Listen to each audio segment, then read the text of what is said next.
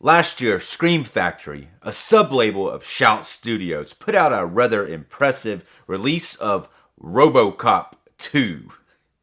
Yeah. So, and I did a equally impressive review that you can check out on my channel of this film, and I covered it pretty good, I thought, but that was a year ago. This review is going to be even better, but we're not talking about RoboCop 2 or even the original RoboCop, which has a very nice Arrow release. We are going to talk about RoboCop. This is the 2014 remake, and they actually put this out last year about the same time they did RoboCop 2. I didn't get it immediately. I waited till it went on sale, and then I snagged it, and I was reluctant to pick it up, to tell you the truth, but I did, and we're going to talk about it today. And if you would do me a favor, if you haven't done so already, like this video. I'm Dave Watkins, Watkins Films. So in this video, we're going to talk about my impression of the film. The first time I saw it, I really only watched the first half hour of it, and that's how much I thought about it at the time. We're going to talk about my recent reevaluation of it upon this watch. We're going to talk about that 4K transfer, and we're also going to unbox this thing, or we're going to pop open the slipcover and I'll show you what's in here. So, as far as like the first time I watched it, and I saw it, it was on one of the channels that was like Netflix, or I believe it was Netflix. It could have been Amazon Prime, whatever channel it was on. I turned it on one night, watched about 30 minutes of it, and I think I got tired and fell asleep or something, and I just didn't return to it. Now, this frequently happens to me, especially when I'm watching things on like Netflix or something to that nature. I just like will turn it off and then not bother coming back to it later. It's different when I actually have purchased something. If I do fall asleep during it, I'll still come back the next day and keep watching it. And I don't know what's up with that, but that's just how it goes for me. I don't know if it goes like that for you, but that's kind of how it works. Usually, if I bought something, even if I'm not really that into it, I'll watch the whole thing. But that's not necessarily the case with this film. Now, there is a scene earlier on in the film, and it was really like a horrific type of scene. Now, the original RoboCop is quite graphic, and it's surprisingly graphic. It's pretty awesomely graphic, and it's iconic, and I think a lot of people really love that film, including myself. I think it's terrific, and it's a lot better than this one, of course, but this one isn't without its merits. So the 2014 remake has Joel Kinnaman in it playing Alex Murphy, aka RoboCop, the guy who becomes RoboCop pretty early in the film. But here, Joel Kinnaman, I recognized him immediately, which I've seen him in several things since, but the first thing I ever saw him in was this show called The Killing, and he plays one of the main characters, and he's quite awesome in that show. Most people now probably recognize him as Rick Flag from the first two Suicide Squad films. Here, Alex Murphy was previously played by Peter Weller in the first two RoboCop films, and he was played by Robert John Burke in RoboCop 3. This is another Scream Factory release. This RoboCop 3 has yet to have a 4K release, but I'm sure that's going to happen perhaps in the near future. I guess we'll see. In this film, they make a few differences to the RoboCop character, which kind of hurts and kind of helps it a little bit. It kind of deterred me on the first watch, because in this one, he has a wife and a small son. So that's kind of tough to tape, because he basically gets blown up, but then they turn him into this half man, half robot machine. But then there's this really gruesome scene earlier on, which through the use of CGI, pretty like amazing CGI really throughout this film, and they use it fairly heavily, but it actually works. It doesn't distract for the most part. But the doctor wants to show him what he looks like, because he has to convince him that he can't get out of this robotic suit. And they take the suit apart, and all that's left is a head, and then this lungs and all this, and it's like not much of his body. It's like from there to there, and it's, ooh, man, that just it's very, to me, almost claustrophobic type of feeling that he's trapped in this suit. But I had a better time with it this time. I got through that scene, and then it was like, okay. But I don't know why that bothered me so much upon the first watch, but it was just like, okay, I can't really watch past this. And this sometimes in films, when you get like a really gruesome scene, like say, for instance, the movie Ghost Ship at the beginning, when you have that very gruesome scene where all these people on the boat are all killed from this wire going and chopping them all in half. And nothing else that gruesome happens within the rest of the film, but just like that type of thing. Sometimes they'll throw something in there like that, and in your mind you're like, oh man, this whole film's just going to be like every 5 minutes, bam, look at that. But typically something that, they can't really sustain that type of shock value, but it does stay in your mind after seeing something to that nature. Now, as I was saying before, this film isn't as great as the first one, but it's not a total disaster as a lot of people have made it out to be. I see a lot of people, when they see this, they're like, yuck, no thanks. But I think maybe it was underappreciated at the time. It would have been cool to see a sequel to this in hindsight, but I really think it was like, there's a lot of remarkable stuff in here, but the cast here is phenomenal. The supporting cast, that Gary Oldman plays the doctor who basically creates RoboCop, and he's a very sympathetic character. And Gary Oldman's typically, for the most part, I don't know if I've ever seen him give a bad performance, but here he's equally as great as he typically is. It also has Michael Keaton in it, playing a corporate, the head of this corporate like division of RoboCop, who is he's technically a villain. And of course, Michael Keaton's always a lot of fun. Beetlejuice is one of my favorite films. So, and it also has Samuel L. Jackson is he's not like a major character, but he shows him a pretty good bit throughout. He's part of this this kind of a news media. He's like a host of a news media show that show is particularly into machines. So you do have this corporate stuff going on similar to the first one, and all that kind of still rings true, and also this tie-in to the news media and the way this news media is really pushing this machine, because essentially what happens. And the first one is a very biting satire. This one kind of still has it. It doesn't bite as hard as the first one, but it still is pretty strong. So the idea is, like, there's all these machines. They got machine cops, but people just don't like it. They don't trust it because they don't know, because machines don't feel.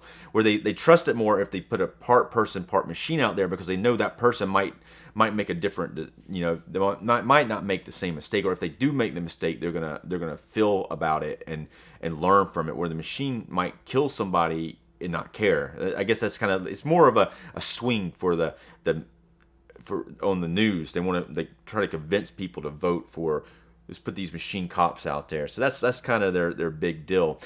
Jackie Earle Haley also plays a major supporting part in this, and unfortunately he was really good in Watchmen, but after that he played Freddy Krueger in the remake, and he got a lot of shit for that. And I hadn't seen that film in a long time. From what I remember, I didn't hate it as much as most people do, but he's definitely not Robert Englund, but he does kind of look a little bit like him, and he's a good actor, and he plays a villain here he's basically the trainer. He helps train the new RoboCop how to be a RoboCop, or how to be a better robot. But he doesn't like RoboCop, and he's real dick.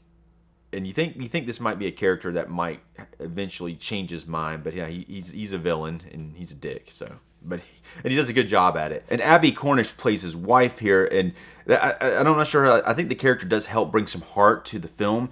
It makes it a little more depressing, knowing that the guy's all in a robot suit now, and he has a wife and a young kid, and so it does make everything a little more sad in general. The film also co-stars Michael K. Williams as his partner. Now, the partner in the original film, played by Nancy Williams, he's in it a pretty good bit. He's an important character, but he's not in it, I don't think, as much as Nancy Williams was in the first one. But he is a fairly important character. They don't team him up with him as RoboCop, unfortunately. RoboCop kind of goes solo. Now, the design of RoboCop, I think it looks pretty cool. It's here.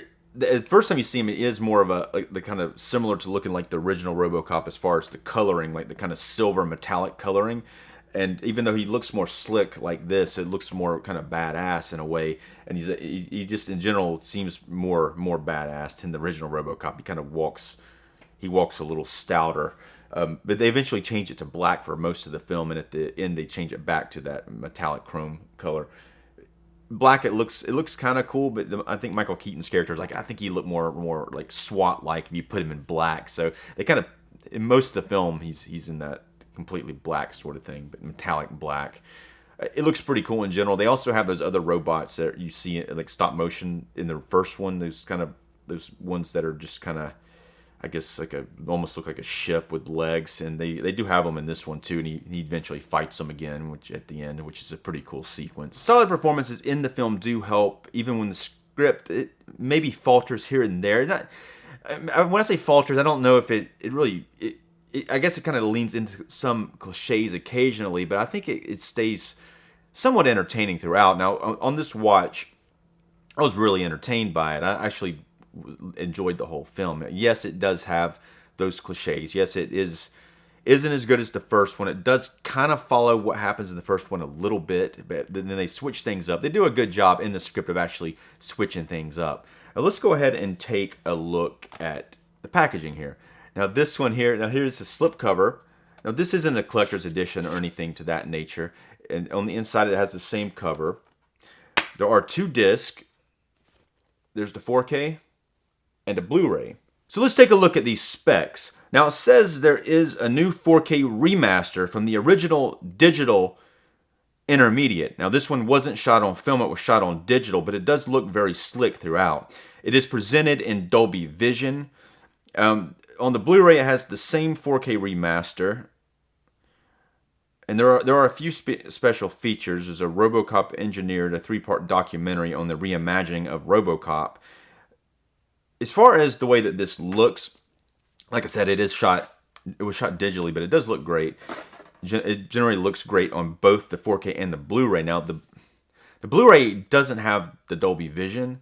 And it's weird, the 4K actually looks a little darker throughout. Not so dark that the coloring looks a little different too because of the HDR. I think it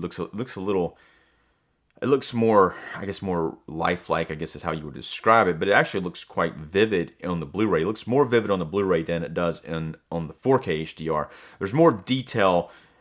And these differences are things you're not necessarily going to notice unless what I did was I would pop one in, watch a scene, switch it, watch it on the other disc, and I could see a pretty good bit of difference between them, especially in the coloring.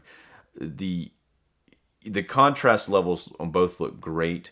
The Dolby Vision in the 4K, you're going to see more detail, especially on the close-ups especially the extreme close-ups of faces. There's one specific shot when I was flipping through. There's a shot with the wife, Abby Cornish, is getting ready before the RoboCop comes back to see her again for the first time since he's become RoboCop, and she's putting her makeup on. It's got a really extreme close-up of her face, and you can just see the pores of her face a lot different, like a lot more on the 4K than the Blu-ray. Not that matters too much, but you do see that difference, especially in the tighter shots. Generally, I think that as far as the picture quality, it looks amazing here. I don't have any problems at all with that, and the movie looks very glossy in general. There's a lot on screen here. It looks big, it feels big, and maybe a little bit too big for the audiences at the time. People just couldn't. They probably still now they can't wrap their heads around doing RoboCop in a different type of way than the original. Now this question hasn't been answered, and I know you're dying to know: is there a reversible insert of some different type of artwork? Ooh, is there? Nope, it's just a white back. It's kind of similar to they recently released Time Cop, which I did a review of this. You can check that out on my channel. But they did the same thing on the inside. It's just like a white insert, nothing special going on. But let's go ahead and rate this film. I'm going to rate the movie on a scale from 1 to 5. 1 being the lowest and 5 being the highest. I'm going to give the film, and this may be a little too generous, but I'm going to give it 3.5 stars. Upon this watch, I thought it was a lot better than I remembered it, and I definitely didn't give it a fair shake the first time. Now, as far as Scream Factory, I'm just going to give them a 3.5 as well, even though this does have a very good transfer on it. I would like to see more of a collector's edition scenario, but it's still very well done, and I'm glad I ended up getting it. I'm glad I didn't spend the initial amount on it that they were selling it for, but I don't mind paying a little bit less for it. I thought it was a very good release. I've seen a lot of people say that they can get like this film. I saw some people post, when they first announced this, I could get that from the bargain bin over at the Dollar Tree or something of that nature. And maybe you can on Blu-ray, but the 4K looks really good, and I think the film is better than I expected. And who is this for? I think that people who are Scream Factory collectors and they want to get all the Scream Factory releases, you'll definitely want to get this one. As far as like, or collectors of RoboCop and the releases of RoboCop. But and again, this isn't a complete disaster like most people make it out to be. It's still a lot of fun if you can like let yourself enjoy it and know that if you enjoy it now, they're not going to make a sequel to this. And maybe some people are like, I'm not watching it because I want them to make a sequel to the original RoboCop instead of doing this. So now you can watch it because they're not going to make a sequel out of it because it's too late. But this does have a very awesome cast in it, and that cannot be understated. Gary Oldman, Michael Keaton, great in the film, and Samuel L. Jackson. But if you would do me a favor and go ahead and like this video, and at this point would be a good time to subscribe to my channel. I'm Dave Watkins. Thanks for watching.